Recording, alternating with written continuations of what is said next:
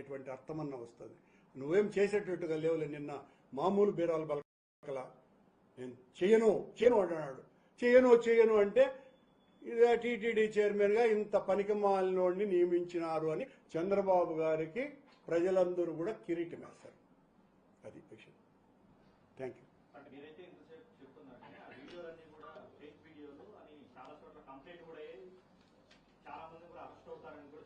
చేయని వాళ్ళకి state government వాళ్ళ చేతుల్లో ఉంది, అరెస్ట్ కానీ తెలుతుందో ఒక సంస్థ ఇచ్చినటువంటి రిపోర్ట్ ఇది పూర్తిగా డీప్ ఫేక్ కాదు.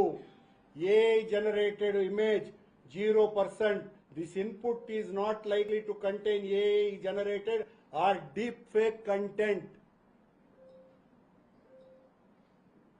ఇంకా బజారును పడిపోతాడు. ఇట్లా మమ్మల్ని అరెస్టులు చేసి కొన్ని వేల మంది దాన్ని సర్క్యులేట్ చేశారు. ఈ మొత్తం ఆంధ్రప్రదేశ్లో ఉండే జైళ్ళన్నీ కూడా నిన్న బిఆర్ నాయుడు గారి రసలీలల్ని ప్రసారం చేసినందుకు ఆంధ్ర రాష్ట్రంలో ఉండే సగం మంది జైళ్లలోనే ఉండాలి.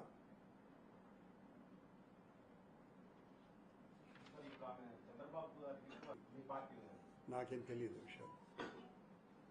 నాకు బయటకు వచ్చినటువంటి విషయాలు ఇప్పుడు ఈయన వివాహేతర బంధం పెట్టుకున్నటువంటి లక్ష్మయ్యను వివాహేతర బంధం పెట్టుకున్నాడని టీటీడీ ఎందుకు తీసింది? వాళ్ళ కుటుంబానికి కందకు లేని దురద టీటీడీకి ఎందుకు వచ్చింది?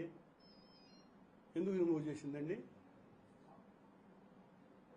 టీటీడీ ఏదో ఎమ్మెల్యే అరవశ్రీధరో ఆదిమూలం సమస్య కాదు.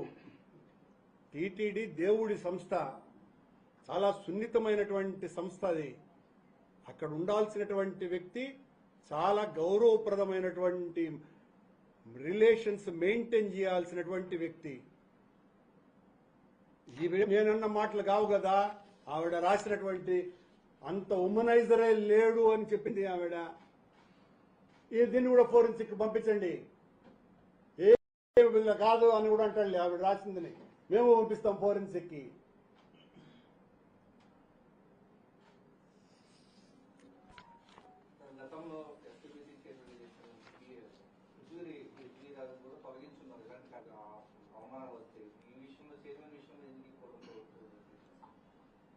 అదే ప్రశ్న నేను వేస్తున్నా. పృథ్వీ అనే అతను కాదు, ఎన్డీటీ వారి అనేటువంటి గవర్నర్ తన ఎద మీద ఒక మహిళ ఉన్నది అని ఒక ఫోటో వస్తే, జస్ట్ ఫోటో, అది కూడా స్పష్టత లేనటువంటి ఫోటో, దానికే ఎన్డీ తివారీ రాజీనామా చేసి ఉత్తరాఖండ్ వెళ్ళిపోయినాడు. ఈ పృథ్వీ అనే హాస్య నటుడు ఆ చైర్మన్ గా హెచ్పిబిసికి ఉంటే అతని మీద వచ్చినటువంటి ఆరోపణకు ఆడియో, అది కూడా వీడియో కూడా కాదు, వెంటనే మా నాయకుడు జగన్మోహన్ రెడ్డి అతన్ని తీసివేసినాడు. ఇంత పచ్చిగా నిస్సిగ్గుగా ఇప్పుడు ఆమె రాసిన దాన్ని బట్టి ఆయన కౌగిలి మంచి విష సర్పాన్ని కరుచుకున్నట్టే.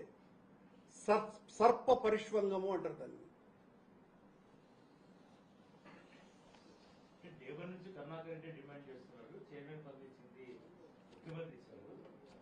నేను దేవన్ నుంచి ఒక్క రోజన్నా ఆయనను డిమాండ్ చేసినాను అనేది ఇప్పుడు నేను మాట్లాడింది.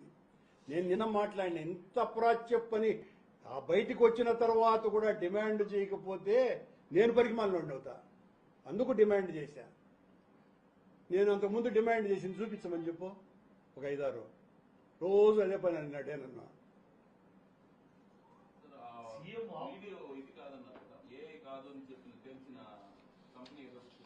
అవునండి, మేము మీకు ఇస్తామండి. నాకు తెలీదండి. మీకేం తెలుసు? బయటకు వస్తుంది. మీరు కూడా పంపించవచ్చు. ఏమన్నా దానికి నేను పంపించాల్సిన పని. ఎవరైనా పంపించవచ్చు, ఏ సంస్థకైనా కానీ. అది కాదా అవును అని చెప్పడానికి.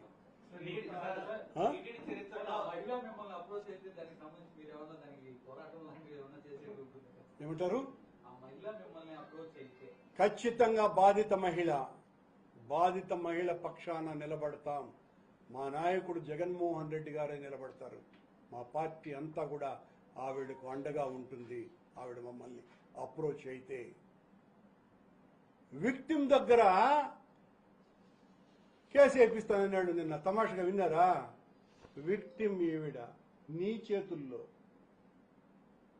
సోషల్ మీడియాలో రిలీజ్ అయిన వాళ్ళ చేతుల్లో విక్టిమ్ కాదు సుమా. బిఆర్ నాయుడు నీ చేతుల్లో విక్టిమ్ ఇందులేఖ నా తల్లి.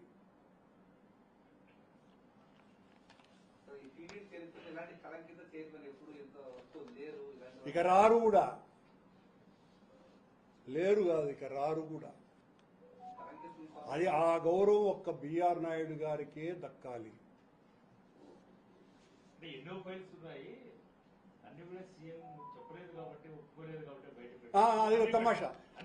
ఈ సీఎం గారు నెయ్యికి బదులు పంది కొవ్వు ఆవు కొవ్వు కలిపినారు అనే అంత దారుణమైన ఆరోపణే చేసినాడే. కరుణాకర్ రెడ్డో లేకపోతే సుబ్బారెడ్డో చేసినటువంటి తప్పుడు పనులకు ఆపుతాడండి బిఆర్ నాయుడు చెప్పేటువంటి మాటలు. మా నాయకుడు ఆపమన్నాడు కాబట్టి ఆగినాడు. విడుదల చెయ్యి, నేను చెప్తా ఉన్నాను. ఇప్పుడు ఏందో నీ కథ. నీ నాయకుడు ఆ పనే చేశాడు, అంతకంటే ఘోరాతి ఘోరమైనటువంటి ఆరోపణ చేసినాడు.